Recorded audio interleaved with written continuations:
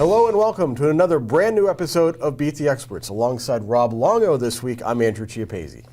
We have 15 local teams from the Times coverage area that qualified for the state playoffs. So, Andrew, let's take a look at some of those teams that didn't make it to the WPIAL finals but can make a run in the state playoffs. Yeah, certainly. With so many teams involved, we have a number of games this weekend. And we begin with two schools that last saw each other back in December, and in a game that took place not all that far from where Saturday's matchup will occur, and that is Beaver Falls against Central Martinsburg. Last time these two programs met, these two schools met, was in the state semifinals in football. A lot of crossover between the two programs in football and basketball, so some familiar faces, but also a lot of new faces. It's just a nice coincidence that they're playing each other again, and really this is all about Beaver Falls to me. No matter how good Central Martinsburg is, Beaver Falls is a really interesting story because despite their loss to Quaker Valley in the WPL semifinals, they've been really good in the last 7-8 games. So I think the Tigers have the best chance out of any of the teams that did not make the WPL championship game to make a run from our area because they have Josh Creech, who's outstanding, and they have a lot of other motivated players. Plus, this is Doug Viega's last year, so win one for coach, right? Exactly, why not? But, I mean, I concur with all those statements. To give some background on Central Martinsburg, it went 16-7 overall this year, was the top seed in the district playoffs out of District 6, lost by 20 to Johnstown, though, in the finals. But on the other side, you know, Beaver Falls has been battle-tested all year long, especially in section play. And, I mean, if you give Doug Viega a week to prepare for a team, it's going to be trouble. He will expose every flaw that you possibly have. I mean, the only lone issue I can think of for the Tigers is maybe a little bit of a lengthy bus ride and a little bit of a layoff from game action as well. But other than that, I think the Tigers will be certainly fine. Beaver Falls' conference rival Central Valley also in action on Saturday as they open up the first round of the state playoffs against Grove City. That game was at Slippery Rock University. Central Valley could be a tough out in these state playoffs. They play very good defense, just enough offense to keep teams honest so that they can't exploit any weaknesses in the Central Valley offense. And the Warriors are battle-tested. That section, as we've mentioned, with Beaver Falls, Newcastle, Quaker Valley, even teams that didn't make the playoffs, Blackhawk and Beaver, had components within their teams that were difficult matchups at times. So Central Valley's certainly been tested, but Grove City, no slouch. They played two WPIAL teams, Penn Hills and North Catholic. Both of those teams played Grove City close. Grove City lost those games. So I wouldn't be surprised if Central Valley makes a run.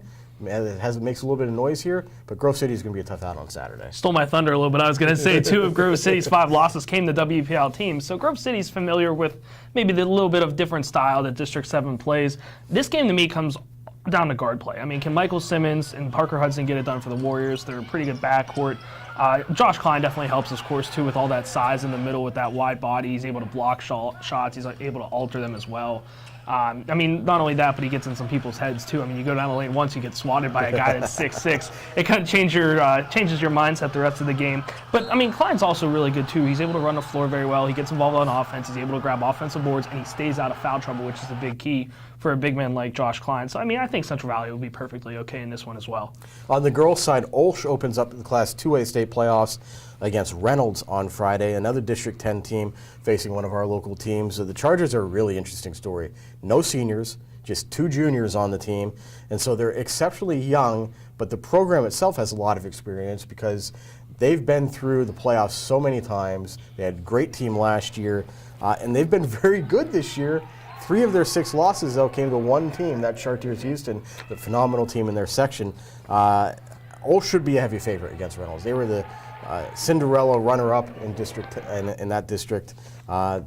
This could be a really good chance for a young team in Olsh to get a win, get some experience, and maybe set things up going forward. Reynolds is only 4 games above 500, hasn't broken the 50-point plateau all season, and Olsh on the other side has 50 or more points in 11 games. To me, that kind of, make of that what you will, that 4 games over 500, that Cinderella story, whatever you want to call it. But in the District 10 title game, the final score was 37-26. So to me, that screams that Reynolds really loves to utilize that the PIAA does not have a shot clock and really likes to hold the ball and hold up for those half-court sets.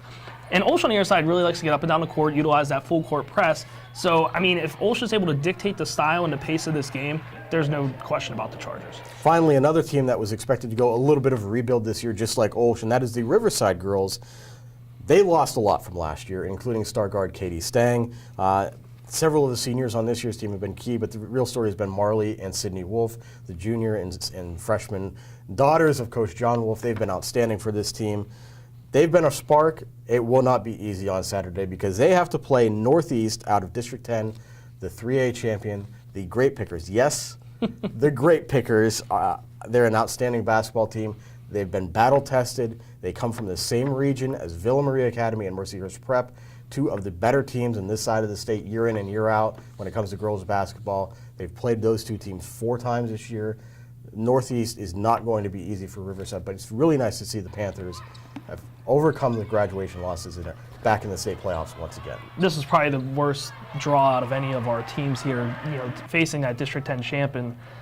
Northeast, but I mean, it's also a little bit of a haul to Erie as well, so that'll be a little bit of a drive up Interstate 79. But again, you kind of alluded to it. No matter what happens this year, to be considered, it's got to be a success for the Panthers. No one expected them to be here.